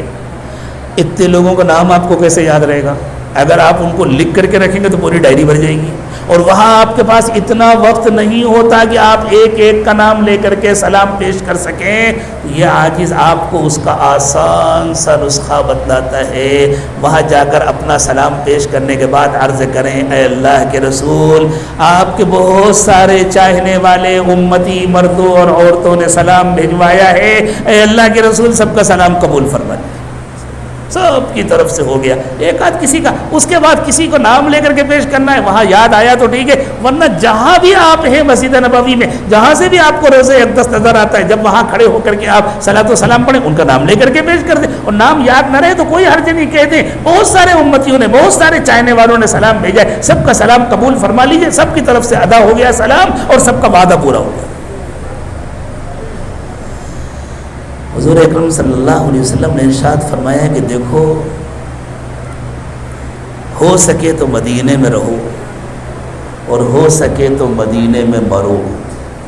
اس لیے ہر مسلمان کی یہ تمنا ہونی چاہیے کہ مدینے میں رہنے اور مدینے میں مرنے کا موقع ملے، لیکن حکومتیں یہ تمنا پورا نہیں کرنے دیتی۔ ان کے یہاں تو لکھا ہوتا ہے اتنے دن کا ویزا ہے، اس کے بعد عزت سے جاؤ ورنہ لٹکا کر کے بھیجے جاؤ گے۔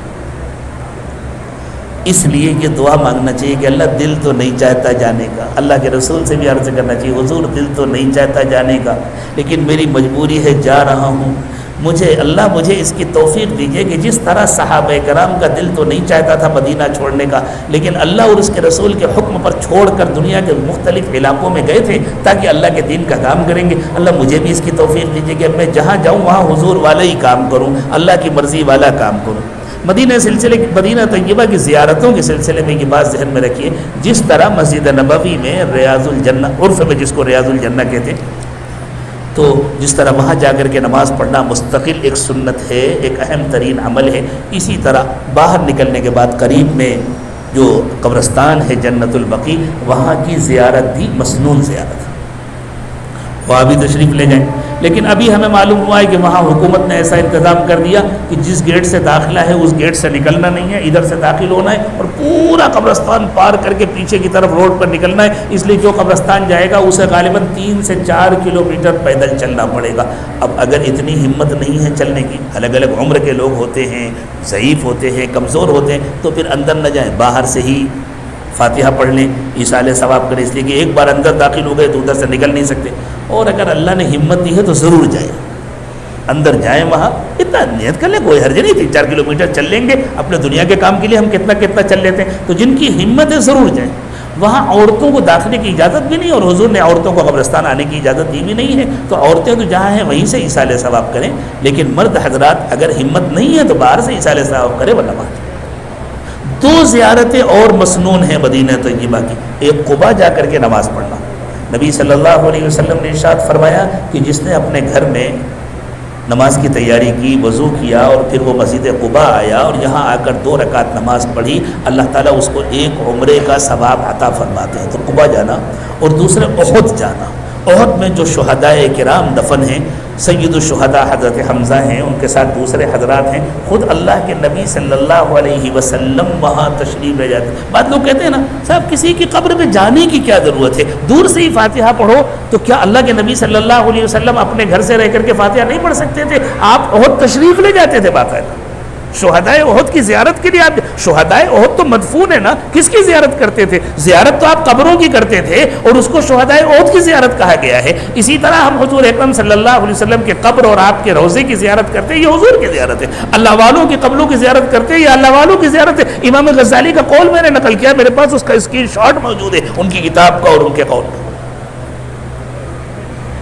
تو احد جانا یہ بھی مسنون زیارت ہے، وہاں جا کر کے بھی اللہ سے دعا کرنا چاہیے، اللہ یہ آپ کے وہ مقبول بندے ہیں جنہوں نے آپ کے دین کی خاطر اتنی قربانی دی، اللہ ہمیں اس دین پر عمل کرنے کی توفیق عطا فرمائیے، ہمیں بھی اس دین کے لیے کچھ کرنے کی توفیق عطا فرمائیے۔ یہ مدینے کی مسنون زیارت ہے۔ اس کے علاوہ جو آپ کے ٹور کی طرف سے زیارت کا پروگرام ہوگا اس میں دوسری جگہوں پر لے جائیں گے، وہاں جانا ناجائز نہیں ہے، لیکن وہاں جانا مسنون بھی نہیں ہے۔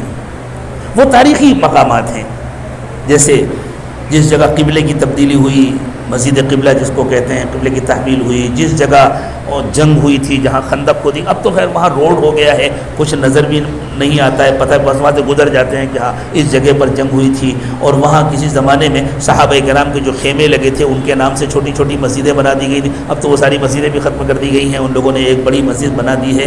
ان مقامات میں اگر کوئی نہیں گیا تو یوں نہیں کہا جائے گا کہ اس کی مدینے کی حاضری مکمل نہیں ہوئی، اور اگر چلا گیا تو یہ بھی نہیں کہا جائے گا کہ اس نے کوئی گناہ کا کام کیا، کوئی عرض نہیں ہے۔ وہ تاریخی مقامات ہیں جن کا رشتہ ہے، جن کا تعلق ہے اللہ کے نبی صلی اللہ علیہ وسلم سے، تو حضور اکرم صلی اللہ علیہ وسلم کی محبت میں اگر وہاں گیا تو کوئی حرج نہیں ہے، انشاءاللہ اس محبت کا اس کو اجر ملے گا، نہ گیا تب بھی کوئی حرج نہیں ہے۔ اگر کوئی آدمی کئی مرتبہ جا چکا ہے، اس نے سوچا بھائی ان مقامات پہ جانے کے بجائے میں ادھر مسجد نبوی میں بیٹھوں گا، ذکر کروں گا، مراقبہ کروں گا، اللہ کو یاد کروں گا، تو اس میں بھی کوئی حرج نہیں ہے، بلکہ یہ زیادہ اہم ہے۔ اللہ تعالیٰ ایسی مقبول حاضری ہم سب کو نصیب فرمائے، حج مبرور نصیب فرمائے۔ حضور اکرم صلی اللہ علیہ وسلم نے مقبول حج کو الحج المبرور کہا ہے۔ الحج المبرور کے معنی ہے نیکیوں سے بھرا ہوا حج، یعنی وہ حج جو شروع سے لے کر کے آخر تک نیکیوں سے بھرا ہوا ہے، جس میں اللہ کی کوئی نافرمانی نہیں ہے، جس میں کوئی گناہ نہیں ہے۔ اور آپ نے ارشاد فرمایا الحج المبرور لیس له جزاء الا الجنہ، حج مبرور کا بدلہ تو بس جنت ہے، اس کے سوا اور کوئی نہیں ہے۔ اللہ ہم سب کو حج مبرور نصیب فرمائے اور بار بار نصیب فرمائے۔ جن کو اب تک نہیں توفیق ملی اللہ ان کو بھی عطا فرمائے، رکاوٹیں دور فرمائے، پوری محبت کے ساتھ اللہ تعالیٰ اپنے گھر کی اور اپنے نبی پاک صلی اللہ علیہ وسلم کے در کی حاضری اور بار بار حاضری نصیب فرمائے۔ وآخر دعوانا ان الحمد للہ رب العالمین۔